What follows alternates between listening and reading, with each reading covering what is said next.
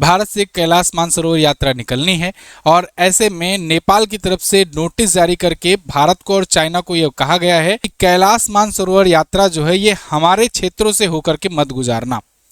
कौन से उनके क्षेत्र, क्या वाकई में उनके ही क्षेत्र हैं या फिर वो फर्जी दावे कर रहा है, आज की वीडियो में पूरा डिटेल से समझेंगे। भारत और नेपाल के बीच में ये नक्शे का विवाद है क्या और क्यों कैलाश मानसरोवर यात्रा को लेकर के यहाँ चिंताएं व्यक्त की जा रही हैं। नमस्कार दोस्तों, मैं सुमित मिश्रा स्वागत करता हूं एक बार फिर से आप सभी का एमजेटी एजुकेशन में।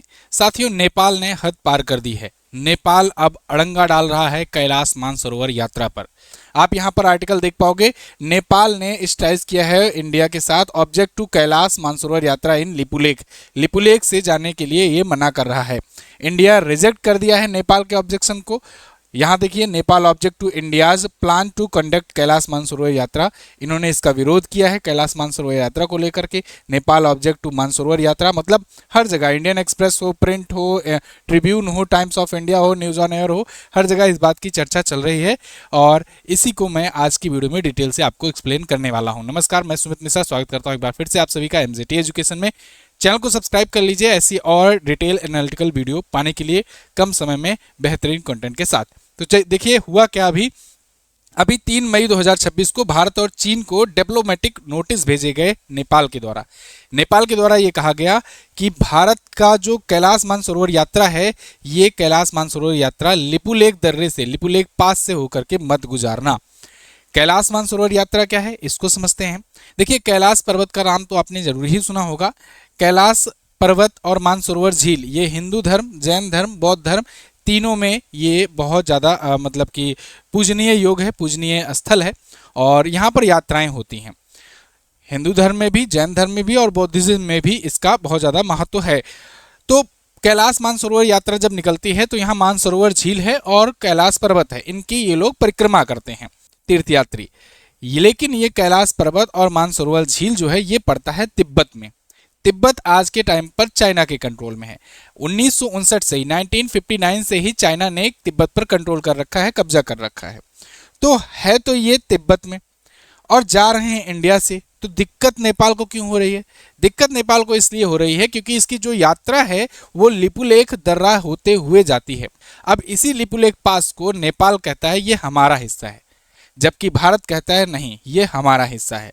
अब ये एक्चुअल में किसका हिस्सा है, आज की वीडियो एंड तक देखना, आपको समझ में आ जाएगा कि किसका हिस्सा है और आप खुद ही कमेंट करके बताओगे। भारत और नेपाल के बीच में बॉर्डर डिस्प्यूट जो है ये देखो, ये आज से नहीं है, ये 1816 से। एक्चुअली में हुआ क्या था कि 1816 में या कहें 19वीं शताब्दी में शुरुआत में, 19वीं सदी की शुरुआत में नेपाल के राजा ने आदेश दिया कि अपने सैनिकों को कि जाओ और कुछ हिस्सों को जो बॉर्डर एरिया थे उन पर कब्जा करने को यहाँ पर आदेश दिया गया। इधर जब ब्रिटिशर्स को पता लगा कि वहां पर नेपाल के राजा ने आदेश दिया है यहाँ पर कब्जा करने के लिए, या आप इसको उल्टा समझ सकते हो, और उनकी तरफ से अगर देखें तो उनके अनुसार अंग्रेज जो है ये कब्जा करने जा रहे थे, तो नेपाल के राजा ने अपने सैनिकों को भेजा। तो खैर जो भी है, दोनों के बीच में लड़ाई हुई। अंग्रेजी शासन भारत में चल रहा था, ब्रिटिशर्स के बीच में और नेपाल के बीच में लड़ाई हुई बॉर्डर पर। अब बॉर्डर पर जब डिस्प्यूट हुआ तो फिर क्षेत्र को लेकर के टेंशन बढ़ गई। उस टेंशन को खत्म करने के लिए सुगौली की एक ऐतिहासिक संधि होती है। ये संधि 1816 में हुई। इस 1816 में सुगौली की संधि में बॉर्डर डिसाइड किए गए भारत और नेपाल के बीच में। भारत और नेपाल के बीच में अगर आप बॉर्डर को देखोगे, जैसे भारत का पड़ोसी देश है नेपाल, तो उत्तराखंड जो एरिया है ये भारत का, इसके यहाँ पर काली नदी बहती है, जिसे महाकाली नदी भी कहते हैं। महाकाली नदी जो बहती है ना, इसी नदी के अंग्रेजों ने ये डिसाइड किया 1816 में कि इस नदी के जो पश्चिम वाला एरिया है वो भारत का होगा और इस नदी के पूर्वी वाला जो हिस्सा होगा वो नेपाल का होगा। नेपाल के राजा भी मान गए, भारत के ब्रिटिशर्स भी भारत के उस टाइम पर मान गए। सुगौली की संधि चलो क्लियर हो गई। लेकिन कुछ दिनों के बाद से ही फिर ये बात आई, यार ये महाकाली नदी तो कहा गया है, लेकिन ये महाकाली नदी जो है ये बहती कहाँ से, उसका उद्गम कहाँ से है? क्योंकि महाकाली नदी जो है कुछ इस प्रकार से बहती है कि जिससे वो 3 बिंदुओं को टच करती है, लिपुलेख, काला पानी और लिम्पियाधुरा। तो अब इसको लेकर के विवाद होने लगा। भारत के अनुसार काला पानी नाम का एक गांव है, उस काला पानी गांव से निकलती है महाकाली नदी। वहाँ पर जो मतलब ऐसा नहीं है कि गांव है तो फिर आप अपने टाइप का मैदानी इलाकों का गांव समझो, वहाँ के गांव पर पहाड़ियाँ वगैरह भी हैं, तो वहाँ से उद्गम है। तो भारत ये कहता है कि भाई जो एरिया, ये 3 प्रकार का, काला पानी, लिपुलेख और लिम्पियाधुरा, इसमें काला पानी यहाँ पर मिल जाएगा, लिपुलेख पास यहाँ पर मिलेगा और लिम्पियाधुरा यहाँ पर मिलेगा। यहाँ से होकर के निकलती है महाकाली नदी। महाकाली नदी भारत के अनुसार तो महाकाली नदी यहाँ से निकलती है, काला पानी से और लिपुलेख से कनेक्ट होती है, और यहाँ पर आकर के इधर लिम्पियाधुरा से भी ये नदी आकर मिलती है। मैं आपको मैप में दिखाता हूँ, कुछ इस प्रकार से ये नदी निकलती है। देखिए यहाँ पर लिम्पियाधुरा से निकल करके आकर के यहाँ मिलती है, और उसके अलावा लिपुलेख पास काला पानी से होकर के भी यहाँ से होकर आकर यहाँ पर मिलती है। ये महाकाली नदी बन जाती है यहाँ से। अब नेपाल कहता है कि भाई सुगौली संधि के अनुसार जो महाकाली नदी है उसका पूर्वी हिस्सा उसका होना चाहिए, तो वो उद्गम स्थल इसको मानता है कि लिम्पियाधुरा से निकली है महाकाली नदी, और इस हिसाब से इसका पूर्वी हिस्सा ये नेपाल का होना चाहिए, तो ये पूरा हिस्सा आ जाता है इसके हिस्से में। ये नेपाल का कहना है। भारत का क्या कहना है कि नहीं, भारत कहता है कि ये यहाँ से नहीं निकलती है नदी, ये नदी का उद्गम स्थल एक्चुअल में लिपुलेख और काला पानी गांव से होता है, और यहाँ से ये निकल करके आती है। तो इस हिसाब से इसके पूर्व वाला हिस्सा तुम्हारा है, इसके पश्चिम वाला हिस्सा हमारा आ जाता है। इस हिसाब से ये पूरा एरिया उत्तराखंड का आता है, होता है, और यहाँ पर भारतीयों का कब्जा भी है, भारतीय यहाँ रह भी रहे हैं, मतलब इस पर भारत का अधिकार है, भारत का क्षेत्राधिकार है। जबकि नेपाल बार बार ये कहता है, कभी नोट जारी करके, कभी विवादित नक्शे जारी करके वो बताता है कि नहीं ये एरिया जो है ये इसका है। मेन विवाद इसी एरिया को लेकर के है, और सुगौली की संधि भी इस पर फिट बैठ रही है एक प्रकार से, क्योंकि अंग्रेजों ने ना हमेशा ऐसा किया, अंग्रेजों ने जहाँ कहीं भी बंटवारे किए वहाँ पर कुछ ना कुछ डिस्प्यूट छोड़ करके वो गए। वो ये क्लियर नहीं मेंशन किए कि जो महाकाली नदी निकल रही है वो कहाँ से निकल रही है और किसके बाद वाला हिस्सा होगा।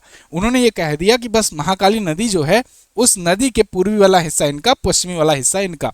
अब नदी ही कुछ इस प्रकार से त्रिकोणीय रूप में निकल रही है जब, तो एग्जैक्ट अब देखो नदियों का उद्गम, जो नदी आपके आसपास बहती है तो आपको दिखती है अरे यार ये तो 200 मीटर चौड़ी है, इतना ज़्यादा पानी है, ऐसा सोचते हो, ऐसा ही उद्गम होता होगा? नहीं, उद्गम स्थल आपको जान करके हैरानी होगी, गंगोत्री, यमुनोत्री वगैरह भी अगर आप देखोगे तो वहाँ जहाँ से निकलती है ना, बिल्कुल एक जैसे एक छोटे से झरने जैसा निकलती है पानी, जैसे ट्यूबवेल का होता है नहीं पंप, उस टाइप से निकलती है। तो उस टाइप से ऐसे ऐसे कई जगहों से निकल रही होती हैं, तो इसमें क्लियर नहीं हो पाता कि भाई कौन सा वाला मेन एक्चुअल उद्गम माना जाए।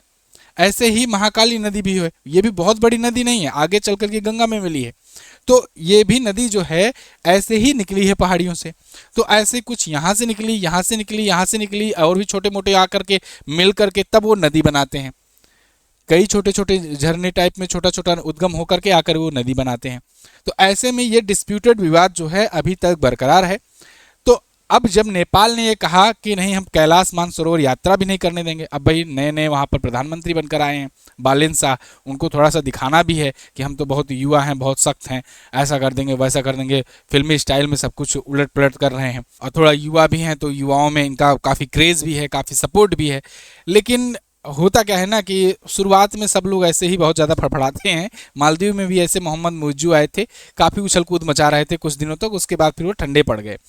इन्होंने भी बॉर्डर एरिया पर बहुत सारे रिस्ट्रिक्शन लगाए कि मतलब 100 रुपये से अधिक की कीमत वाली कोई भी चीज़ इंडिया से अगर नेपाल जाएगी तो उस पर टैक्स लगेगा या मना कर दिया जाएगा, नहीं जाने दिया जाएगा, लोग वहाँ पर जाकर वहाँ से खरीदें सामान। अच्छी बात है, चलो अपने देश की इकोनॉमी के लिए कर रहे थे स्टेप, लेकिन ये वाला जो स्टेप्स है ये गड़बड़ कर दिए। एक तो तुम खुद भी हिंदू राष्ट्र हो, भारत भी हिंदू राष्ट्र है, दुनिया में केवल 2 ही हिंदू राष्ट्र हैं, उसमें कैलाश मानसरोवर यात्रा को जो हिंदुओं का एक पवित्र तीर्थ स्थल है उसको रोक देना, तो एक प्रकार से इसका भी विरोध झेलना पड़ सकता है। खैर यहाँ पर देखिए ये 2024 में ऐसा हुआ था, ऐसा नहीं है कि केवल बालेन शाह ही ऐसा कर रहे हैं, इनके जो पूर्व प्रधानमंत्री रहे थे ये भी चाइना के इन्फ्लुएंस में आकर के ऐसा स्टेप्स उठाते रहे हैं। 2024 में मई का ये आर्टिकल, इसमें ये नोट जारी किया गया था 100 रुपये का, और इसमें भी ये जो एरिया है लिम्पियाधुरा, लिपुलेख और काला पानी, ये नेपाल के नक्शे में ऐड कर दिया गया था। मैंने इस पर एक वीडियो भी बना करके आपको दी थी और उसमें बताई थी कि इनके 100 रुपये में यहाँ पर ये चीज़ें जो है डिस्प्यूटेड तरीके से अपने में दिखा दिया गया है। 2024 का ये आर्टिकल आप देख सकते हैं। फिर 2025 आया था, 2025 में भी कुछ ऐसी ही हिमाकत इन्होंने की थी। अब देखिए भारत का क्या जवाब आया है 2026 को। भारत ने रिजेक्ट कर दिया है नेपाल का ऑब्जेक्शन, कैलाश मानसरोवर यात्रा के जरिए जो इन्होंने बताया हुआ है कि लिपुलेख पास से ना गुजरा जाए। भारत ने कंडेम किया इस चीज़ को, और भारत ने कहा देखो ऐसा है कि जो बात विवाद है, बातचीत है, उसके रास्ते अभी भी खुले हैं। आओ बैठो, बातचीत किया जाए, शांति से हल निकाला जाए। और दूसरी बात यह कि तुम लगभग 80% भारत पर ही निर्भर हो। तुम्हारे इकोनॉमी से लेकर हर एक चीज जो है वो भारत पर डिपेंड है। भारत अक्सर मदद भी किया करता है, कभी एम्बुलेंस भेज करके, कभी रोडवेज वगैरह के बसेस भेज करके, है ना, कितनी सारी गिफ्टें, कभी हॉस्पिटल बनवाना वहां पर, कभी स्कूल बनवाना, बहुत सारी चीजें भारत हेल्प किया करता रहता है, हाइड्रो पावर प्रोजेक्ट से लेकर के बहुत सारी चीजें बनाने में। लेकिन उसके बाद भारत को ही आंख दिखाने पर लग गए हो।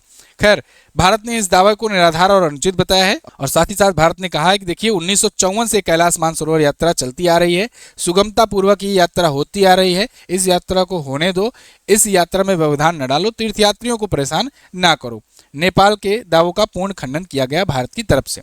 अब मैं आपको छोड़ देता हूं, आप पर छोड़ देता हूं कि बताइए कि वो हिस्सा किसका है एक्चुअल में। आपको क्या लगता है कि वो भारत का हिस्सा है कि या नेपाल का हिस्सा है? अब इसमें बहुत सारे नेपाली भाई बंधु भी आते हैं वीडियो देखने हमारे, तो वो लोग जो हैं इसमें कुछ अग्रेसिव हो जाते हैं कभी कभी। तो देखिए, अग्रेसिव होना हो तो अंग्रेजों पर अग्रेसिव हो। वो जहां जहां भी बंटवारा करके गए वहां वहां डिस्प्यूट छोड़ करके गए हैं। और ऐसा तो है नहीं कि भारत ने जा करके लड़ाई करके जबरदस्ती कब्जा किया हुआ है और उसको तुम छुड़ाने की बात कर रहे हो। ऐसा तो है नहीं।